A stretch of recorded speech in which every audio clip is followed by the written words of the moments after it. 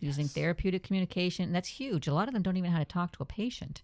That's half the battle. Yes. You know, sometimes they're standing outside the door and and I said, did you go in and talk to the patient yet? No.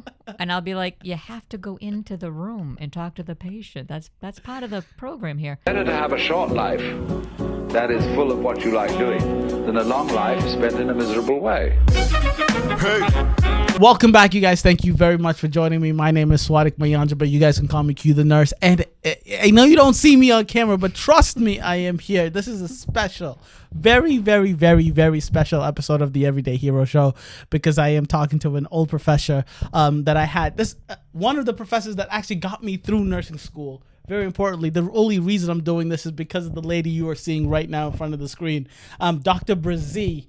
I knew her before as Professor Mancini, but this is a special episode. So please hang in there with us, Professor Brazee. Please, thank you very much for doing this. Thank you for having me. Of course.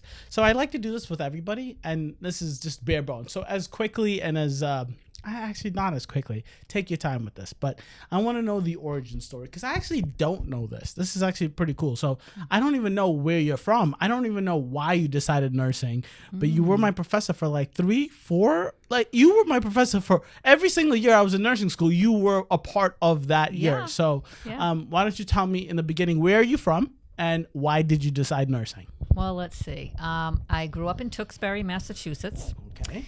About an hour or so from Framingham, where you went to school. Ever since I was a little kid, I wanted to be a nurse. So my mother tells me. I used to play with little baby dolls and pretend I was the nurse taking care of them. So it just kind of stuck in my head since I was a little kid that I wanted to be a nurse.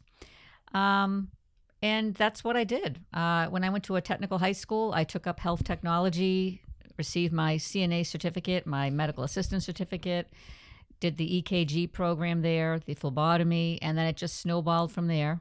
Went for my LPN, then my associates, then my bachelor's, then my master's, and then I said, why not go for a doctorate? So kind of went up the ladder in little steps. Took the slow route, I guess you could say. Most people kind of jump from, LPN right into bachelor's or whatever now. Yeah. But I went the slow route. Loved every minute of it, though. I just love education. I just love to learn. So I love that. So I did not know that. But you really did just touch on literally every level. You said CNA. You were a phlebotomist, LPN, then associates. Then every single level, right? Yeah. So. And it's nice to know, and it really is nice to know that you knew from the beginning that this is what you wanted to do, and you just continued to go, and you were in education all the way. But I have to ask the question: did you hit a level of education, or did you hit a level of nursing where you said more schooling is not going to be worth it, or are you still in school? Like, where are you in that? I have to be honest. After I graduated Mass Bay with my associate's degree, I was like. And I was a nurse, and I started being a nurse.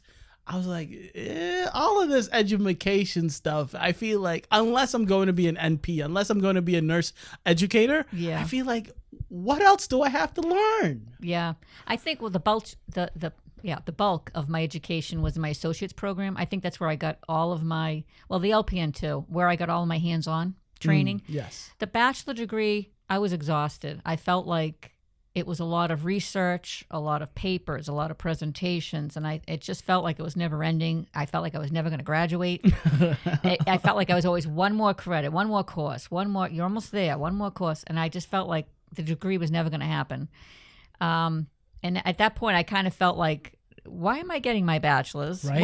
What am I doing this for? That's the question. Yeah, that's what I was thinking. But then I realized a lot of facilities kind of required this bachelor's behind your, RN. So I said, I'm glad I did it. I'm glad I went on. And then after that, I did want my NP. And that's when the master's came in. Of course. Because I needed that. Exactly. So that was my goal with the master's, was the NP piece. And then the doctorate was just kind of, cherry on top. I've gone this far. I might as well go all the way. And it has helped with the education piece, working in education, to have that doctorate.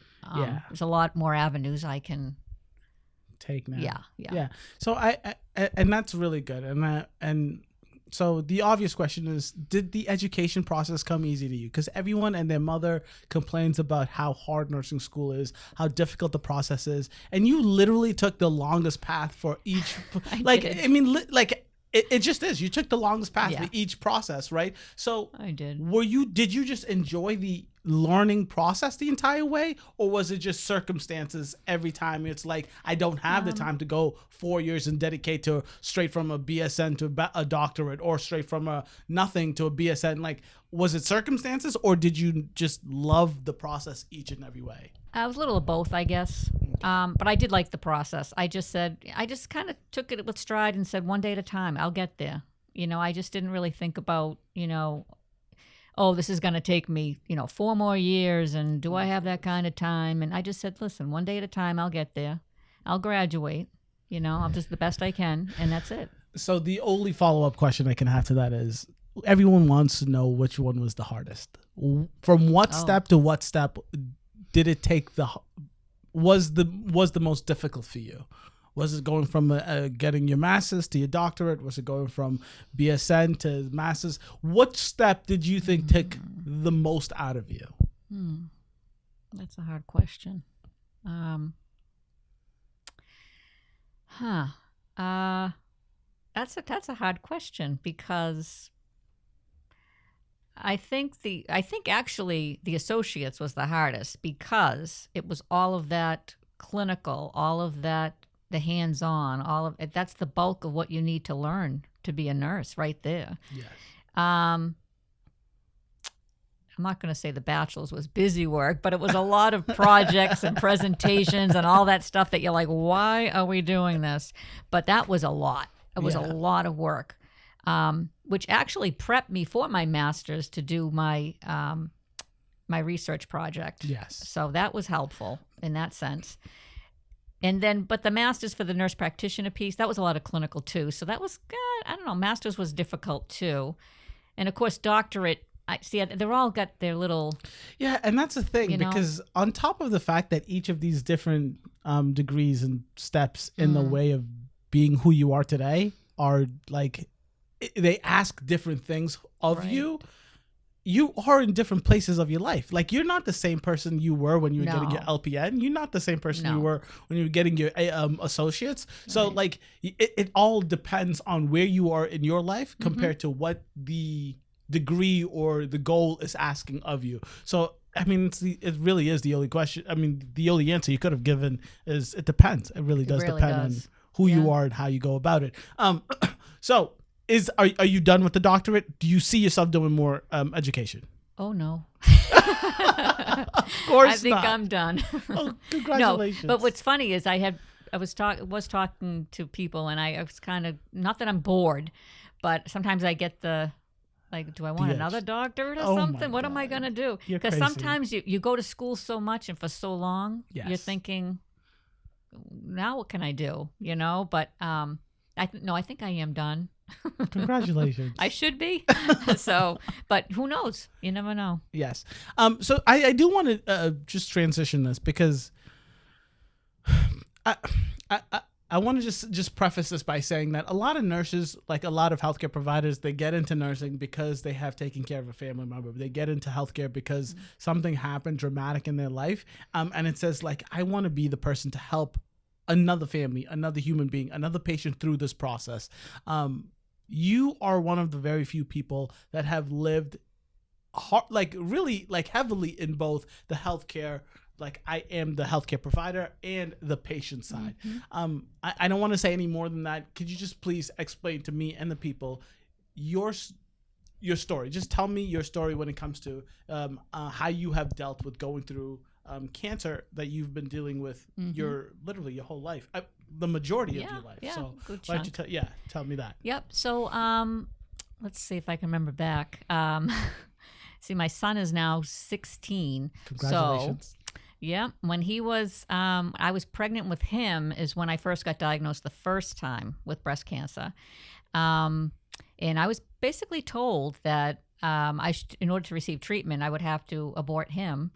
And yeah, I was pretty shocked. I said, because with science today and everything else, I thought there must be something they can do.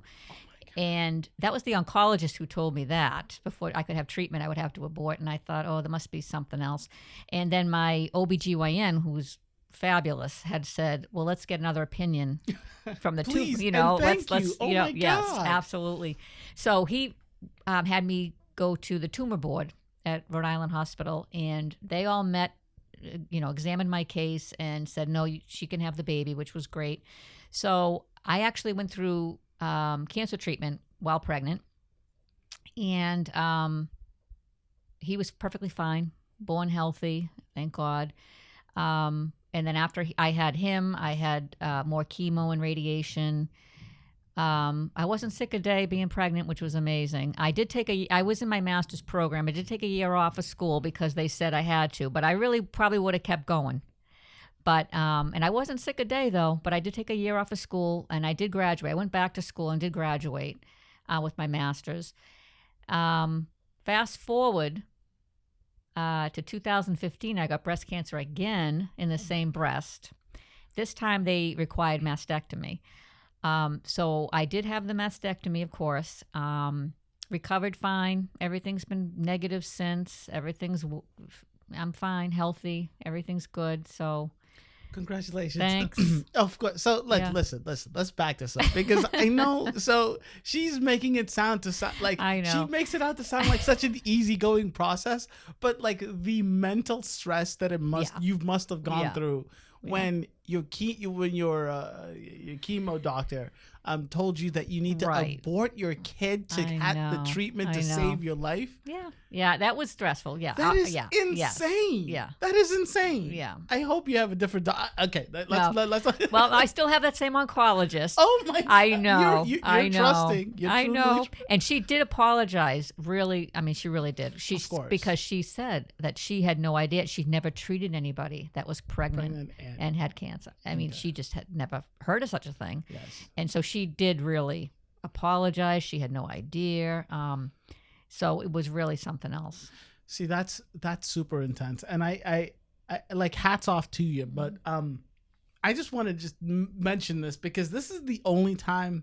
I don't want to say the only time I felt bad about being a nurse, and this was even before I was a nurse. But so like I said, Professor Brose here, she had me in our class. She had a scenario, like one of those scenario papers that we do, like, you know, clinical studies that we do, and she didn't tell us that it was her in the beginning of the class.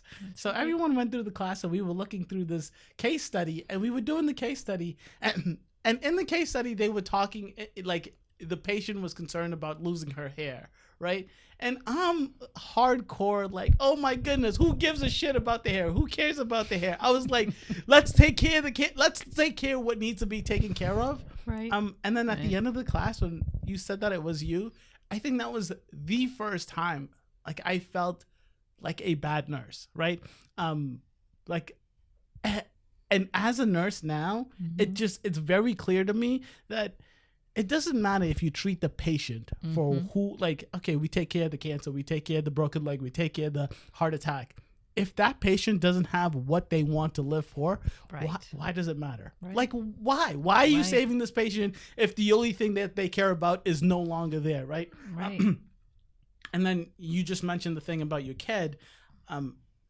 Tell me the mental, like, how did you go through that process? Like, because you just made it sound like, yeah, you were healthy, like you were physically healthy, but how, like, what were you doing to get yourself through that process? Because that sounds just so difficult. Yeah, it was. I mean, I had my moments, I would think, in private where I was really distraught and upset. But I felt like through the whole process, I was trying to be more positive for everybody else. Oh, my God. Yeah, and that's tough because I think everybody else took it harder than I thought they were, you know, and so I was trying to be upbeat and positive, like, it's not a bad thing. Look, I lost my hair, and I would, you know, because I was wearing a lot of, you know, wigs and whatnot. But then one day I was with my family and I just said, you know, you want to see what I look like bald?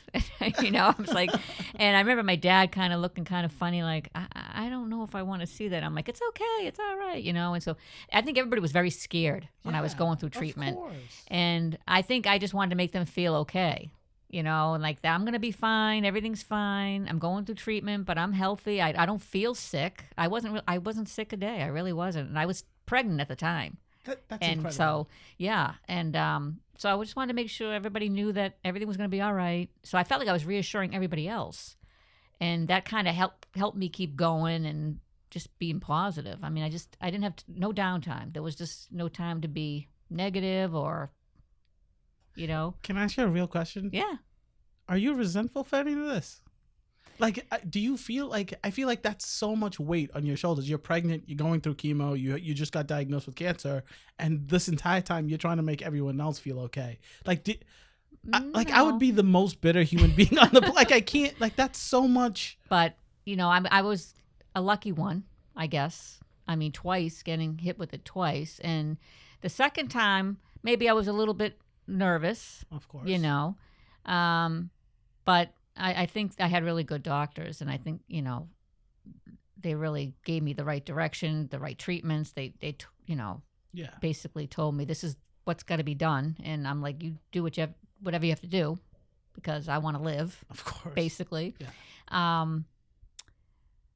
But yeah, the whole key is just to be positive. But I never felt resentful about anything. I never felt not bitter, not upset. You never got annoyed by trying to make other people feel comfortable with your illness? I don't think so. No. And I think made me a stronger person going through it. I think I'm a better nurse for it. I mean, I think when I go to clinical with students and I explain to them, just put yourself in their position. How would you feel? And think about their family. What do you think they're going through? They just got a bad diagnosis. I mean, how would you want to be treated? That type of thing.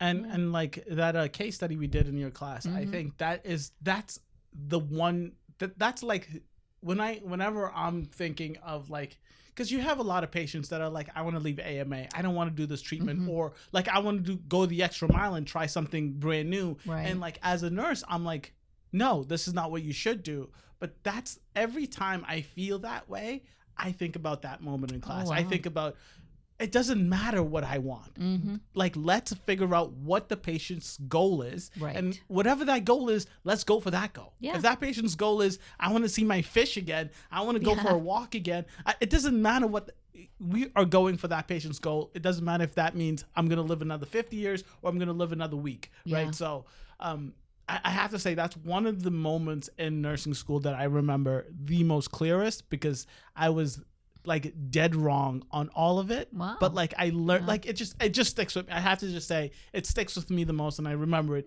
quite often.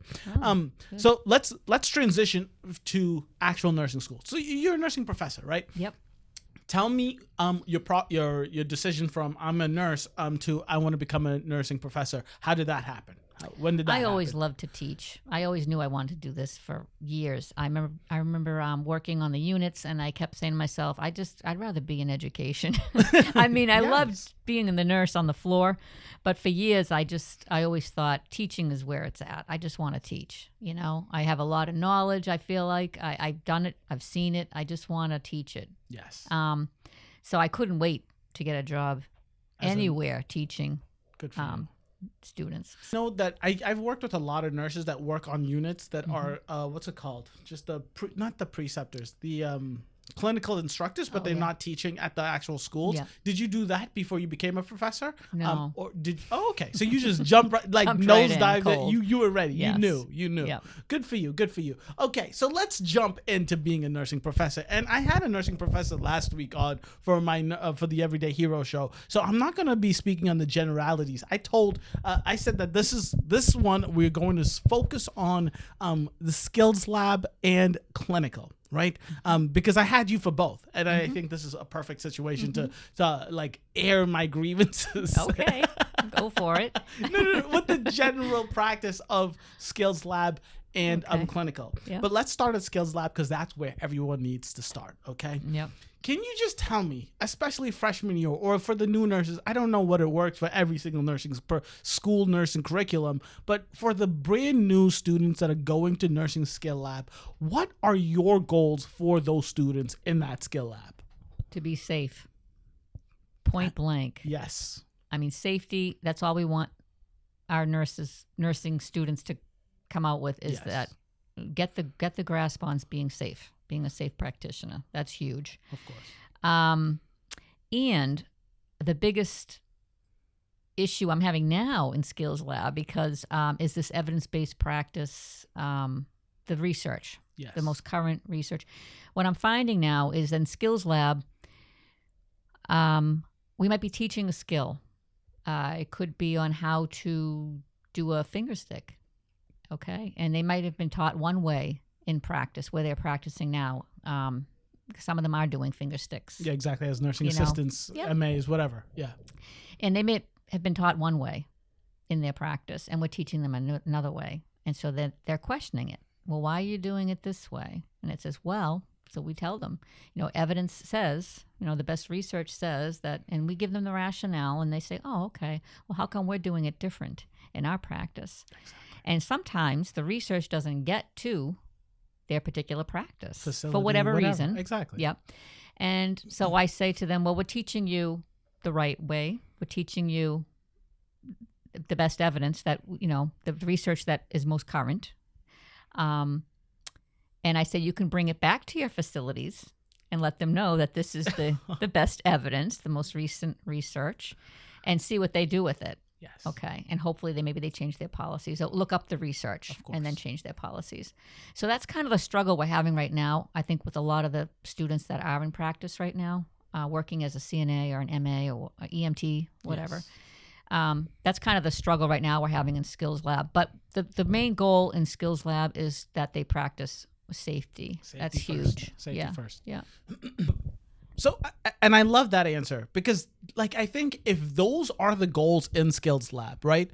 Just at least the safety one, I'm 1,000% about, and that has to be the goal for every new nurse, every new nursing assistant, anything in healthcare. Safety has to be the number one goal, right? The evidence based is important, I think, especially understanding the concept of evidence based, because I have to push back just a little bit because as a nurse, the process of something being evidence-based and the time in which it takes to become policy into the facility could be weeks, years, months, decades. I mean, and there's something new coming out every single day. So you can't expect the facility or the hospital or wherever you work to get that evidence-based out and running every single time there's something new. Correct. Because you would be doing education literally every day 24/7 if you had to do everything based on the newest, brandest, cleanest research.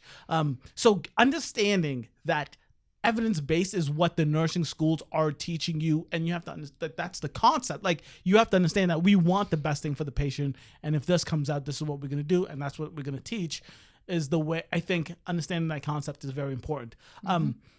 But I have to talk about those actual skills. So let's get into the nitty-gritty of these actual skills, because I can't tell you how stressful it is being a nurse. And you are a nurse, and you've been through every one of these processes. So you must understand. And I have to say, right off the bat, you were one of the professors everyone wanted to do their skills test with. This is a riot, because I was talking to one of your previous professors, texting, and I said I was doing competencies last night at my other facility I work at, and I said they're all lining up. They want me to test them. What's going on? There are 3 other stations. Why do they all want to test with me? So she says, "Ha ha ha" on the text. So okay, go ahead. No, I'm just saying it's because we I don't know if you just clearly said it. I couldn't remember if you clearly said it, but you put an ease into the students' hearts where it's I understand that you knew at this. I understand that this is a little bit nerve-wracking for you, and I'm with you. But I got that, especially as a nursing student from you, especially that your only goal was safety, and do you understand what you're doing? Exactly. That's it. That's it. If you forgot oh yeah, I was supposed to wash my hands. Yeah, I know you're gonna wash hands. Oh yeah, I was supposed to do this before this. I got you. It's not the end of the world. This is not a real patient. You got it. So for all the nursing professors out there, just understand, let your students know that you are on their team and you want the best for them. Because I just have to the honest truth is, every time you were one of the professors there as a skills lab instructor, everyone was like, I need to be in that line. I need to be in that line. Because we felt it. Yeah. So during those skills testings, right? What do you do specifically to make those students feel comfortable? Like, what are you telling them? How are you going about letting them know that I am on your team and the goal is safety? What are you doing to make them feel that way? I tell them right off the bat, this is what I do now anyway. I say, first of all, I'm human. Yes. You know, I said, just first take a deep breath. You know this. I want them to relax right off the bat when they get in there. Yeah. I said, and I don't like to interrupt them. I let them just go with the flow. Just do the whole competency. We call it competencies when they test. Just go through the whole skill when they're testing. And at the very end, if I think they forgot something that's on the skills checklist, I might give them a little hint and say, well, you might have forgot something up in this area here. Oh, yeah, I forgot to do this or whatever. Yes. So, that's all it takes. And then they get it. Of course. I find that sometimes the instructors, if they interrupt them in the middle, it screws up their whole concentration. Then they get really nervous. They get the sweaty palms and they're like, I don't know what to do next. And then it just gets them all nervous. So, yeah, I just let them go. I tell them, just go through it. I'm not going to interrupt you. Just go through your whole test. And then at the end, if I have to, we'll talk about it. Yeah, we'll talk. We'll talk about it. Yeah. I love that approach, and it's probably like the most calming approach, because that's the thing. Like most people, especially like once you become a nurse, a lot of this stuff, I know as a nursing student, it seems confusing and complicated, but as a nurse, it just becomes common sense. It just makes sense that you do this step before this step and this step before that step, right? Like, but you don't think about common sense when you're nervous, when you're freaking out, when someone's saying you forgot this, you forgot that. But the calmer the nursing student, the calmer the student, the better the outcome is. So I do have to say, I don't know if this is what you're doing now, right? But there are certain skills that I wish we did more practice with, and I don't know how much say professors have in the deciding on what skills are taught in these skills labs, and it could be a little more intense, but the amount of focus we spend in nursing school on vital signs during nursing school, you might think is ridiculous, but as a nurse, I promise you are going to be thankful for every second you spend doing vital signs. Yes. Because you are doing vital signs 24/7, 365 in every scenario. The beginning of the shift, every 4 hours during your shift, when any emergency happens, vital signs, you need to be so for all those nursing students that are like, oh my goodness, I already know how to take a temperature. I already know how to take a blood pressure. Trust me, you don't know how to do it well enough. Please just listen to your nursing professors when they tell you to do vital signs over and over again. That's super important.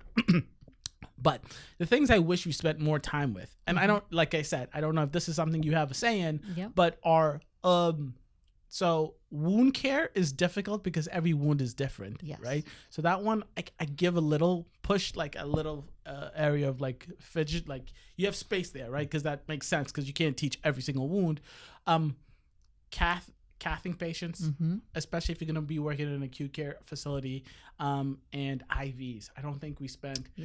I don't know if nursing students need to know how to place IVs because facilities do a lot of that teaching, but I wish that's something I knew. Do you guys have a say in any of that? And how do you go about teaching the more in-depth things? Yeah, the faculty do have say.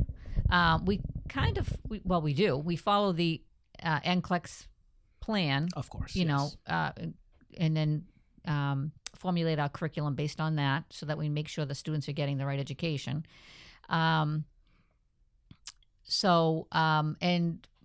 the IV piece, like you said, most facilities, they do colleges, do that teaching. You get that on site wherever you work. Because normally that piece is just monitoring the site. That's all we really do. We don't teach how to put them in. But you're right about the catheters and the wound care. Yes, we do that. Oh yeah. You do. And then, we spend a lab on it, you know, and then practice. Everybody has to get into the practice lab and practice it. But it depends on it depends on what school you go to per se, I guess, and how much hands-on I guess you really get, and the requirements. Some have mandatory lab time for, to practice. X amount of time. Yeah. X amount of attempts. And hours. And some schools have longer lab sessions. Yes. Longer lab time in class. In general, the regular class, not just the practice class. Of course. So it depends, I guess, how much exposure you get to those areas. I guess you have to research your programs before you get into them. So last thing on clinical, last thing on skills lab before we jump to clinical, what are your thoughts? How do you feel about the sim lab? I love it. You do? Yeah, I do love sim lab.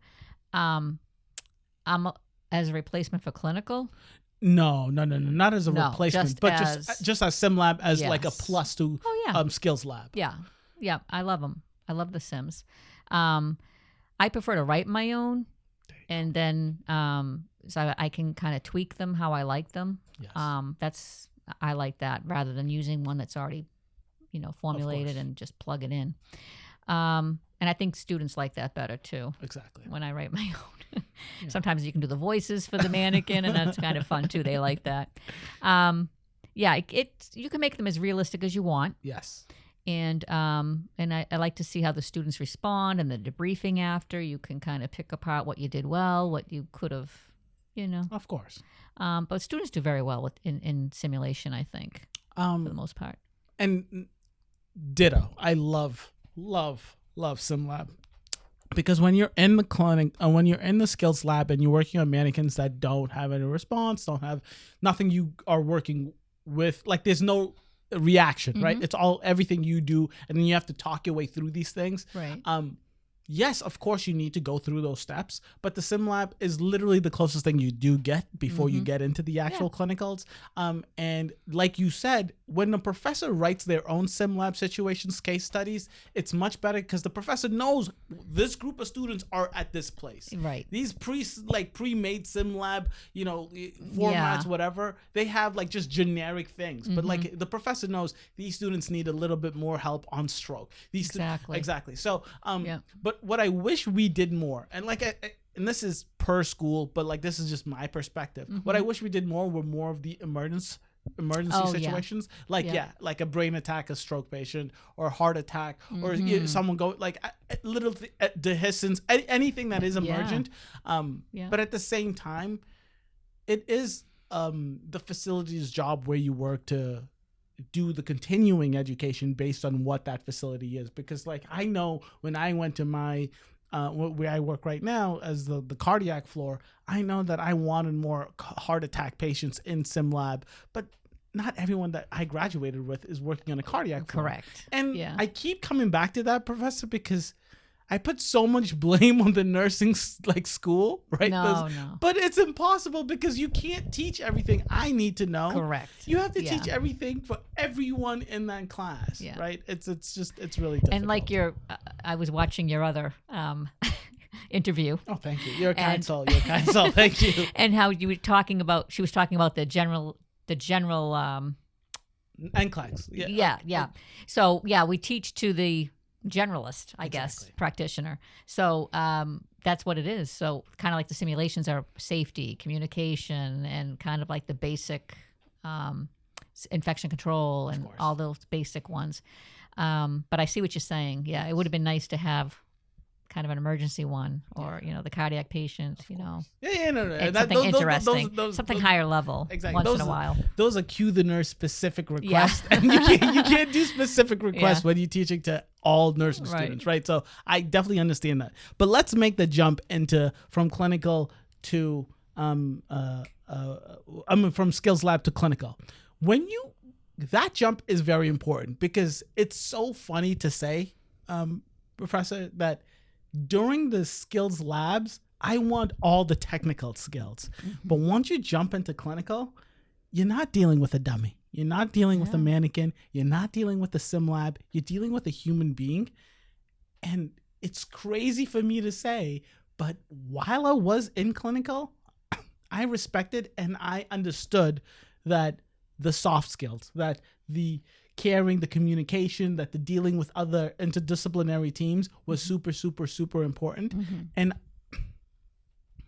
a lot of nursing students that are going to watch this, listen to this, is going to be like, oh my goodness, that's definitely not what I believe. But I promise you, once you become a nurse, I really appreciated those clinicals where we went to.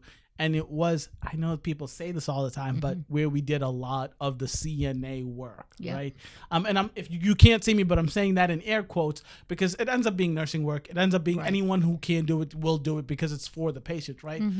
But that's it. Like, that's what we're there for. We're not there to give Right. Anyways, so what I wanted to ask you, Professor, is how do you go about, especially with the newer nurses, and that's when I had you as a clinical instructor, what are your goals once they step from the skills lab into the clinical? How do you go about, how do you integrate them into now we're doing actual patient care? Yeah. Well, the first thing I tell them is, because I get that feeling when they get in there. Some of them do have experience working in other areas, and they kind of do feel like that. Some of them that have experience, like, well, what is this? This is boring, and it's very slow paced. And I try to tell them everything counts. Everything matters. Everything you do, every second that we're here, it really does affect the patient. It affects the staff. It affects the facility. It matters every second that you're here. So again, they're just starting out. It's their first clinical rotation. And the main things we focus on is that they're being safe, that the patient is safe, that they're communicating appropriately, using therapeutic communication. And that's huge. A lot of them don't even know how to talk to a patient. That's half the battle. Yes. You know, sometimes they're standing outside the door and and I said, did you go in and talk to the patient yet? No. And I'll be like, you have to go into the room and talk to the patient. That's part of the program here. So yeah, they're afraid to talk to the patient, or even touch the patient. Right. I says, so that's, the first couple of weeks is tough. It really is. They really have to get in there. So just breaking them into that. And then we gradually work our way up to taking their vital signs, giving them a bed bath, and that human touch, that all counts. This all matters. It really is. And they think that this is just busy work. And it's not. This is huge. And some of these patients don't have visitors. Exactly. And they don't get that one-on-one interaction. The CNAs might come in and do their business with them, and then they walk out and go to the next patient, where we're there for a few hours. So they get that one-on-one care, and these patients love it. Yeah. And I can't emphasize what she's saying. Once you join the nursing profession, you're going to scream at the top of your lungs, we need more CNAs, we need more CNAs, because the actual care that the patients get at the hospital is, you'll find out really quickly that whatever facility you get, you don't have enough CNAs, you don't have enough nurses, and everyone screams at the top, nursing shortage, all of these things, because we want to do that care. Once you jump from actual nursing student to being an actual nurse in a facility, you're like, I would much rather stay with the patient, talk to them about how they're feeling, all of these things, and get to that personal level while you're doing the bed bath, while you're taking them on that walk of the day, while you're getting them off their butt, turning the patient. All of these things are very, very helpful. Yeah, you're going to pass out meds. It's important. That's your job. You need to know these things. But at the end of the day, you are the nurse to care for the patient. Yeah, the doctor is going to order whatever med they order, and yes, you're going to pass that. And I don't want to say that that's not important, but as a nurse, you are there to care for the patient, right? Yeah. You are there to care for the patient. And I love what you said about the communication, right? Because big, that's huge. Yeah. That's huge. Yeah. I'm a people person. I do all these camera things. Definitely. And I was scared out of my mind talking to a patient laying in the bed. I don't want to wake up the patient. No, you got to wake up the patient. I get that all the time. They're sleeping. I'll bother them later. No, you have to get in there now. I need their vitals today. Right? Not tomorrow. Goodness. Yeah. And that's what students do. They don't want to bother anybody. Exactly. They don't want to wake them up. I'm like, well, you kind of have to. You have to. But there's approaches to do that. There's different ways you can approach that. You just don't want to go in there and say, I'm here, let's go, vital sign time. But, there's different ways to approach it. So, and that's what we teach them. Exactly. That's the key. You have to know that, yes, you have to wake up the patient. It is going to be frustrating. No one wants to be woken up, right? By another human being. But at the end of the day, they need to be woken up. And what you are learning in those first few clinicals are This is how you wake up a patient respectfully, right? Correct. With therapeutic communication. This is how you talk to a patient. This is how you clean a patient. You close the curtain. You give them their privacy. Give them their dignity. These are the things that matter to the patient once they leave the hospital with all of their meds, whatever they went through. They're gonna remember the actual care. They're not gonna remember the pill you gave them. Right? That's right. Yeah, right. So I think that's important. So do you have a favorite clinical group to teach? Like, is it freshman year, sophomore year, senior year? Oh, it's like freshman. Freshman. Oh, yeah. Why? Tell me why. Because they're just fresh. They're brand new. They're novice. They're just, they're right off the, they're perfect. I mean, I've done the upper class, and I would literally stand on the unit, and they're running around me, and they're running the show, and it's kind of like they've got it. They've got it all under their belt. They kind of, well, not everything, but they have a good sense of what they're doing. Where the freshmen, you know, I like to take them under my wing and really give them what they need. You know what I mean?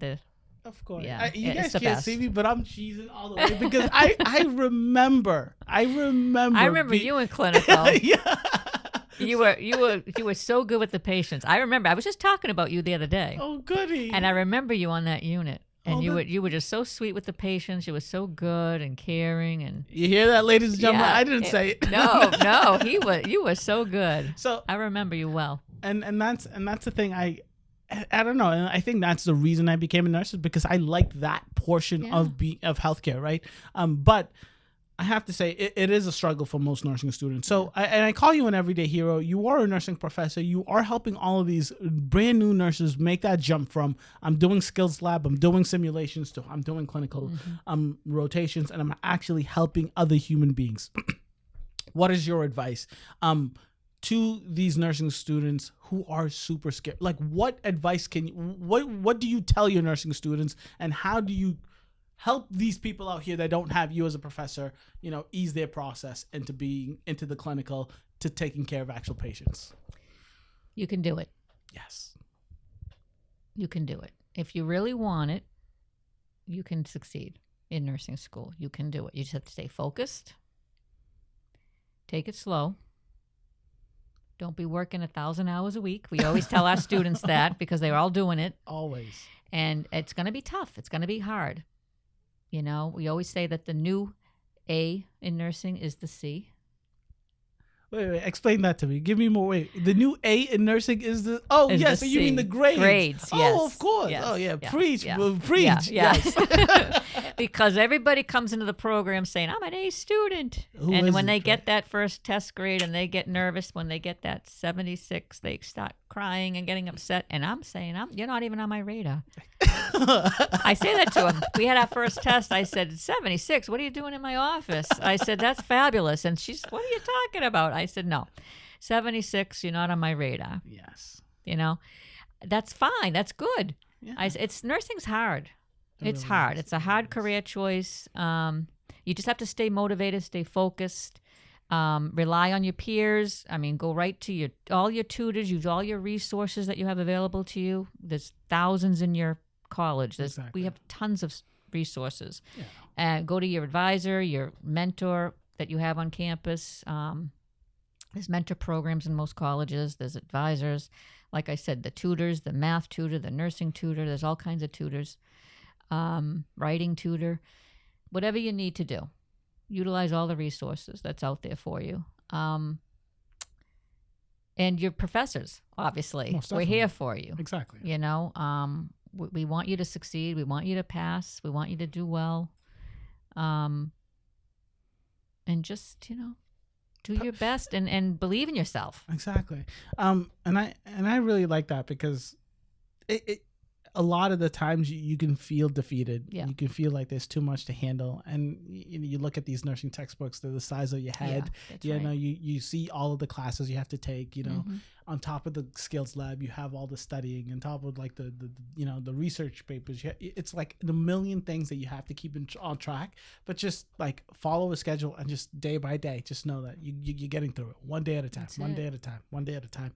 Before I let you go, there is this thing where us nurses, and And I feel like I see it more on the internet than I see in my actual practice, which maybe, thank God, I just see it only online and I don't see it in my practice. Maybe I'm just oblivious to it. I don't know. But this whole thing about nurses eating their young. Okay. So like, this is for the transition for nurses who just graduated, who are brand new nurses. And like, I don't see it as much. Like I said, I don't see it in my practice, but I hear about it so often. So it's obviously happening somewhere, right? And people are just not lying about this thing. So can you talk a little bit about that? Because I don't even understand why a nurse would be so negative to a brand new nurse. Tell me how you feel about that and what advice you have for people going through that struggle. Yeah, that's a tough one. I didn't see it that much when I got out there. Yeah. To be honest with you, I know people, like you said, you hear about it, exactly. And I think when I hear about it, I'm thinking that the new grad that's getting out there that might be exposed to that, maybe the seasoned nurse is feeling a little threatened. Maybe that's what I'm thinking is happening. Yeah. Maybe they're afraid of their position, their status, their title. I don't know. That might be what's happening. I'm not really sure, to be honest with you.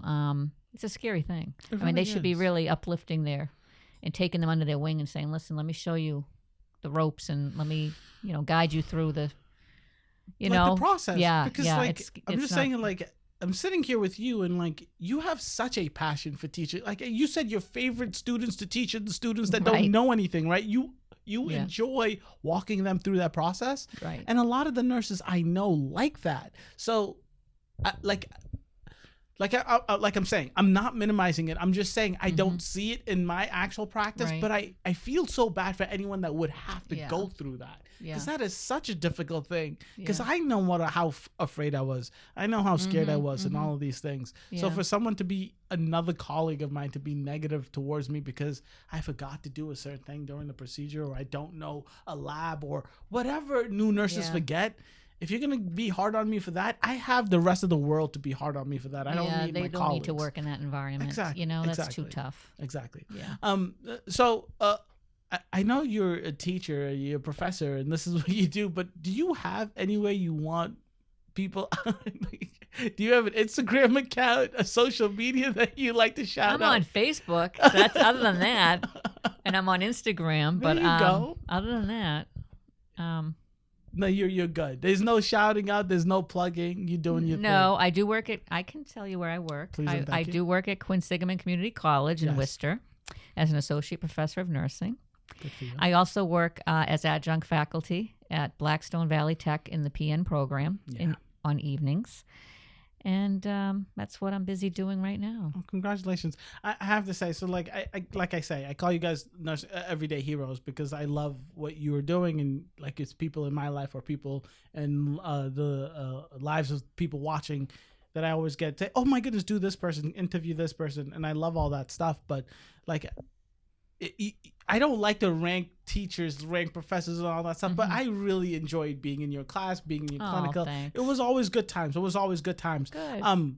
But advice, lastly, before we end this session, advice to any nurse or current nurse, anyone who's in the actual profession who wants to be a nursing professor. What do they need to know coming into the nursing professor field, or what advice do you have to them to say this is not going to be the same as being a nurse on the floor 3 days a week, 12-hour shifts? Well,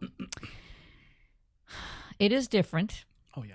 But you need to have an open mind, which I think you do have to have as a nurse, period, anyway.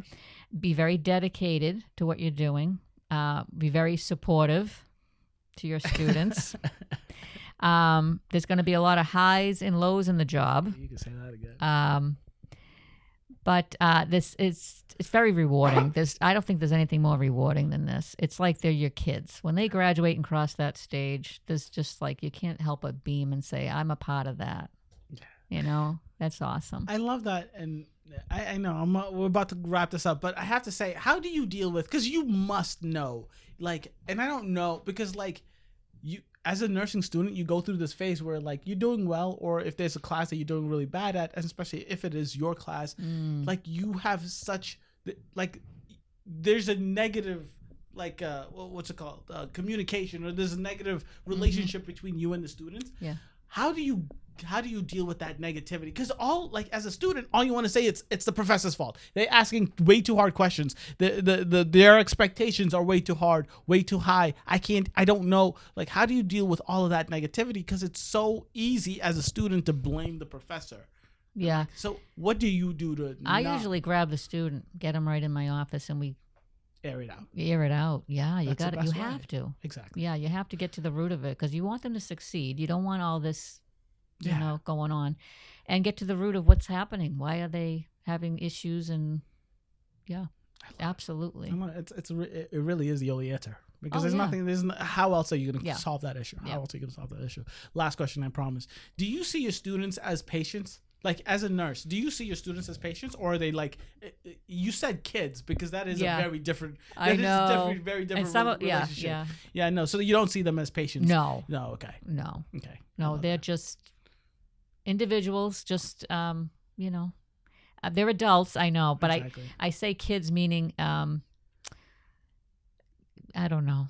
I shouldn't say kids, but I mean, they feel like... Of course, you're walking them through a process that you've been through. For 2 years, they're with you. So they feel like, that's what I mean by kids. They're part of you, like, you know, and then when they go, it's like, oh, come back and visit. Just like you're visiting me now. That's right. So, That's right. You guys, I'm telling you, so for all the nursing students out there, like, it is going to be tough. I don't know where you go to school. I don't know why you're doing it, but it is going to be tough. Stick through it. Once you get through, you're going to be very thankful. And that's what I'm going to end with. Yes. You don't appreciate, you don't respect, you don't understand your nursing professors until you become a nurse. And once you become a nurse, you're like, oh, God.